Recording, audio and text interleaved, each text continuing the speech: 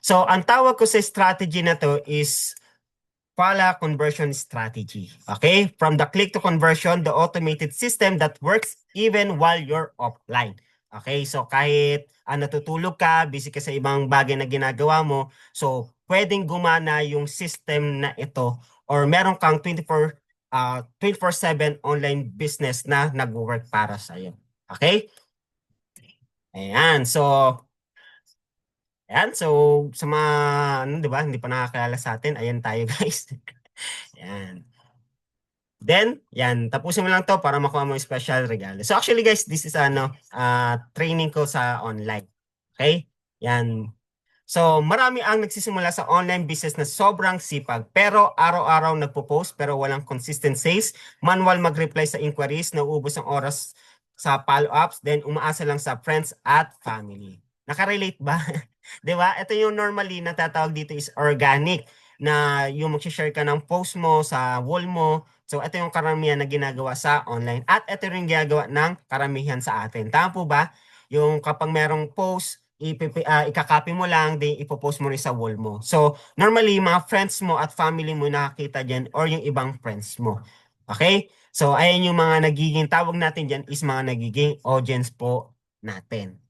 So, ang mas masakit dito, may leads ka pero hindi nagko-convert. Kasi halimbawa, family mo, alam naman natin, karaniwan sa mga family natin, okay?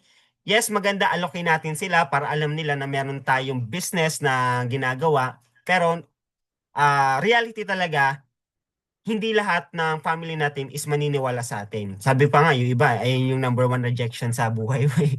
Di ba? So, isa yun sa mga reason kung bakit yung iba nabuburn out. Okay? So, nawawala ang interest ng prospect dahil sa lead, late ka mag-reply. So, isa rin to sa mga reason na, kunyari, at nag-inquire siya madaling araw. Di ba, minsan, hindi natin ma-replyan yan. Bakit hindi natin ma-replyan? Kasi tulog ka na. Then, marireply mo siya pag gising mo. So, actually, ito, based on my experience na ito, guys, na actually, dapat hindi ako sa linya na to. Dapat dito ako sa linya na to. Pero dahil hindi, kaagad to nakapag-reply, napunta ako sa linya na to. Di ba? May ganun factor, guys. So, imbis na makuha mo yung prospect na yon, dahil hindi ka kaagad nakapag-reply, ano mangyayari? Maghahanap ka agad siya ng iba na mag-reply sa kanya. Kasi tandaan nyo, nag-iiba po talaga ang market sa panahon natin ngayon. Yung mga tao is, kumbaga mataas na yung pagiging mainipin nila sa buhay. Hindi na makapaghintay. Normal na po yun. Kahit po yung mga prospect natin, kapag matagal natin siya na ma-replyan, once na naghanap ka agad yan, may inipin yan, then naghanap ka agad yan ng makakausap, so possible na doon na sila mag-join. Nakarelate ba? O type ng number 4 kung nakarelate kayo. Yung, ito yung sasabi natin na sa'yo nag-inquire, di ba sa iba nag-join? Parang ganun din yun, guys. Di ba? Kasi minsan hindi natin nare-replyan ka agad. Isa rin sa mga reason kung bakit hindi sila nag-join sa atin. Then number 3, nauubos ang energy mo kakahabol ng tao. Oh, ito 'yun. Oh. Ito yung naranasan din ng mga offliner, di ba? Yung, syempre, tayo mismo yung lumalapit sa tao. Tayo yung nag-aalok. Yan. So, doon pa lang guys, hindi natin kasi alam na interesado yung tao. Okay? Hindi tulad kasi sa online, minsan sila na mismo yung magtatanong sa opportunity na meron ka. Ay yung advantage kapag online. Sila na yung mismo mag-how. Di ba? Magtatanong na paano, then I'm interested. So, sa online, ganun po. Sa offline, minsan tayo yung nag-a-approach. Like, bigyan mo ng flyers, then tanungin mo kung, tawag dito, kausapin mo pa siya.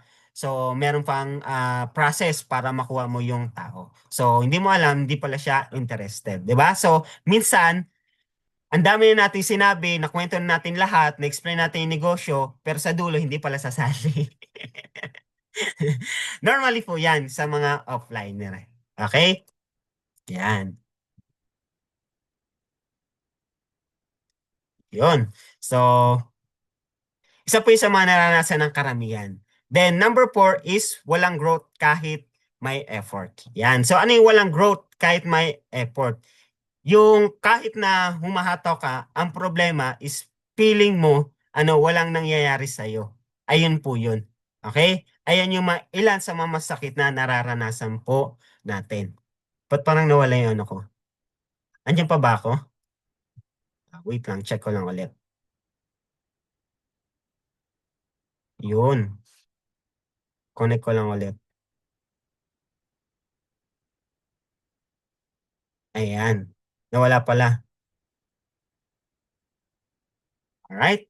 So, ito yung mga ilan na nararanasan ng karamihan po. Type ng number 5 kung nakaka-relate po tayo. Di ba? Kaya mag-alala, part po talaga yan ng process po sa success po natin. Now, ano yung advantage nitong Fala conversion strategy na i-share ko sa inyo? Ito po yung isang strategy na pwede nyo gawin online, sa online para po magkaroon kayo ng resulta sa negosyo po natin. Yan. Ano yung Fala strategy na ito? So, meron niyang apat na quadrant. Yan. So, sa quadrant po natin, isa-isahin po natin yan. Number one is yung Facebook optimization. So, ito na po yung strategy na ginagawa ko. Okay? Number one is the Facebook optimization. So, kailangan muna i-optimize yung Facebook mo. Then, next is the automation chatbot. Yan. So, after mo optimize yung Facebook mo, so gagawa ka ng automation chatbot. Then, dito na yung next is yung landing page. Then, add Facebook ads po natin. Okay, so isa-isahin natin to guys. So, Facebook optimization, anong advantage nito? Dito po, makaka-build ka ng trust sa mga customers mo or dun sa mga prospect mo. Kasi, yes, halimbawa, meron ka ng automation chatbot, meron ka ng landing page, then marunong ka na mag-Facebook ads. Then, ito ang nangyari. Nag-inquire sa'yo, tinanong sa'yo kung ano yung Facebook profile mo or account mo. Then, pagtingin niya sa Facebook account mo, is puro problema yung nakapost doon. Sa tingin mo, sasali hindi? Oh. Sasali hindi. O type na sasali. Sa mga naniniwalang sasali. Na puro problema yung nakita niya doon. Ibig sabihin puro negative. Like mga negative news. Di ba? Mga negative posts. Ayan. Yan. So, syempre, hindi siya sasali. Bakit? Kasi hindi ka nakapag-build ng trust sa kanya. Paano hindi nakapag-build ng trust? Siyempre, yung tao o prospect mo, gusto niya is alam niya na may guide mo siya or alam niya na meron siyang matutunan sa iyo. Pero ang nakita is puro problema. Kamusta ka ngayon? Di ba? That's why kailangan muna natin ayusin yung ating Facebook profile. So, mas credible ang profile or page mo, mas magtitiwala kagad ang prospect sa iyo. Okay? So, ito yung isa sa ingredients na hindi po na ituturo ng iba. Kasi yung iba tinuturo lang mag-run ng Facebook ads, mag-run ng mag-set up ng automation chatbot, then gumawa ng landing page. Pero ito kasi yung isa sa nakakalimutan ng iba na i-set up. Ibig sabihin hindi po ito na ituturo ng karaniwan. Okay? Lalo na kung papasok kayo sa mga advanced na training, hindi na po nababanggit yung Facebook optimization. Ito po yung isa sa mga kailangan natin na ma-set up, lalo na kung nag-start pa lang po tayo sa online business. As in, zero knowledge pa po tayo, then wala pa po tayong ginagawang Facebook ads. So, kailangan po natin mag-set up ng Facebook optimization. So, ano pa advantage kapag naayos natin yung Facebook natin? Mas madami inquiries kapag optimize, mas nagme-message ang mga interesado. So, tumataas po yung ating credibility. Yung tiwala ng tao, mas nakukuha mo kasi nakikita nila na negosyante or totoong negosyante po yung kausap niya. Kaya kailangan maayos po yung ating Facebook account. Then, mas mataas ang conversion. Visitor leads, sales, hindi sayang ang traffic po natin. Yan, then pwede mo sila i-ads. Okay? Kaya dito guys, sa Facebook optimization, pag-uusapan din natin ito kung paano mo siya aayusin yung Facebook account nyo po. Okay? So, actually meron na akong training nito. May na-save na ako na video nito. Pwede nyo rin siyang panoorin. Kaso, hindi pa siya ganun ka-elaborate. So, gagawa ko ng another training video or another training presentation para mas malaborate natin kung paano yung set up yan. Then, ano yung mga tools na gagamitin nyo para mabilis kayo makapag-set up ng inyong Facebook. Okay? Makapag-optimize ng inyong Facebook. Alright? So, kailangan natin to guys para mapataas yung credibility natin sa mga prospect po natin. Yan na tunan ba guys? Then, number 2, kapag na-optimize mo na yung Facebook mo, ibig sabihin na ayos mo na yan, pwede na tayong gumawa ng ating automation chatbot. So, ano po yun? Ibig sabihin ng F is the Facebook optimization, A is automated chatbot, then landing page, then Facebook ads. Okay? Ayan po ibig sabihin ng follow po. So, do follow up with your client. So, yung automation chatbot naman guys, eto na yung tutulong sa iyo para yung lahat ng inquiries mo, meron na pong sasagot po sa kanila kahit busy ka. Kaya pansin nyo minsan, di ba, kahit ako, meron ako mga meeting sa labas, then may makausap ako, then meron na lang biglang nagbe-message sa akin, o coach, nakapagbayad na ako. So, sa tulong po yun ng automation chatbot. So, yung automation chatbot, siya na po yung nagbibigay ng ibang details na kailangan ng clients po. Halimbawa, nagtanong, paano ba yung, meron ba tayong legalities? Ganyan, saan ba office natin? So, yung mga ganun simpleng question is pwede na po natin i-set up sa automation chatbot. So, hindi na ikaw manually na magre-reply pa sa kanila. Automatic, yung automation chatbot na yung magre-reply sa kanila. Gusto nyo ba yon? Okay ba yon? Yung meron kang parang virtual assistant na hindi mo kailangang magbayad monthly. Okay? So, dyan natin gagawin sa automation chatbot. Then, ito yung tutulong sa iyo para magkaroon ka ng 24/7 online business. Kaya kahit natutulog ka guys, meron kusang sasagot po sa mga prospect po ninyo. Ibig sabihin, hindi mo kailangan gumising pa yung antok na antok ka para sagutin sila. Hindi na kasi meron ng automation chatbot na isi-set up mo na lang, gagawin mo na lang siya, then once na-set up mo na yan, all done na yan. So, ang gagawin na lang dyan guys is pwede lang maghintay ka na lang ng pay-in or maghintay ka na lang payment dyan or may mga medium question dyan na pwede mo lang sagutin. So, hindi na buong presentation, ikaw pa yung sasagot sa kanila. Hindi na po. So, kumbaga 80% ng trabaho is pwede na natin paggawa kay automation chatbot. Kasi ginagawa ng karamihan manually, lalo na kung mga offliner or mga organic. Halimbawa, friends mo sa Facebook, pinasama ng video presentation, may mga follow-up question siya. Minsan, tayo talaga yung sumasagot. Tama po ba? So, minamanual natin yung question nila. So, manual question, manual din yung sagot po natin sa kanila. Okay, so ganun po yung mga manual. Pero yung automation chatbot, guys, ang advantage nito, maliles po yung effort natin. Kaya, pwede mo gawin yung ibang trabaho na pwede mong gawin pa. Halimbawa, meron kang meeting, so magagawa mo na tama yung meetings mo. Di ba?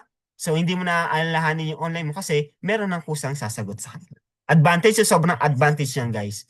Sobrang advantage po sa atin yan. Lalo na sa panahon natin ngayon, guys, nagbabago po talaga ang market. Yan. Kaya kailangan sabayan po natin. Then, once na set up mo ng automation chatbot mo, kailangan mo rin po dito yung tinatawag natin na selling system. Ano yung selling system natin? Ito na yung system na tutulong sa iyo para mag-explain ng business opportunity mo. So, hindi na rin ikaw yung manually na mag-explain ng negosyo. Okay? Anong gagawin mo na lang? Isesend mo na lang yung landing page or link, ibibigay mo sa kanila, then mapapanood na nila yung business opportunity or products na binebenta mo sa kanila. Ibig sabihin, makikita na nila ng mas mabilis, mas maganda, presentable yung negosyo na ino-offer mo. Sa tingin mo, tataas ba yung conversion ng selling mo or hindi? O, type ng yes kung tataas yung conversion mo. 'Di ba? Iba pa rin kasi yung makita nila na meron kang landing page.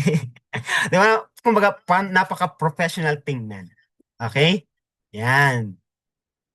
Yon. So, kakaiba. Then, sa landing page, dito naman, dito mo na ilalagay. Okay? Ayan. Dito mo na ilalagay, guys, yung mga information na kailangan nila. So, ano pinagkaiba ng landing page sa website? So, akala kasi ng iba, yung landing page at website, magkaparang lang. Magkaiba po sila ng objective. Ang landing page po kasi is nakafocus lang po siya kung ano yung ino-offer mo. Halimbawa, business opportunity, doon lang siya nakafocus. Sa website, nandun na po lahat ng details na kailangan po about the company. Parang ganun po yung website. Dito, nakafocus lang po siya kung ano yung ino-offer mo. So, clear message, no confusion. Alam agad ng prospect kung ano ang offer mo. So, ayun po yung advantage ng landing page. Ano pa? Build trust automatically, mas handang bumili o mag-join ang lead. So dito rin, okay, dito mo na sila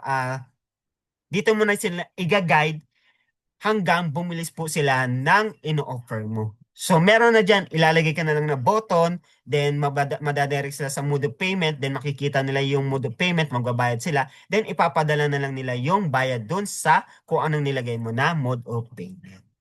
Okay? So, ibig sabihin, hindi mo na pinasa manually yung mode of payment na eto dito ka magbayad, i-guide mo pa sila, hindi na.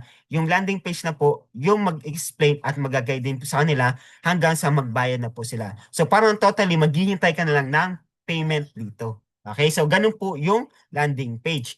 Then high conversion rate, mas maraming sign-ups kumpara sa direct chat lang.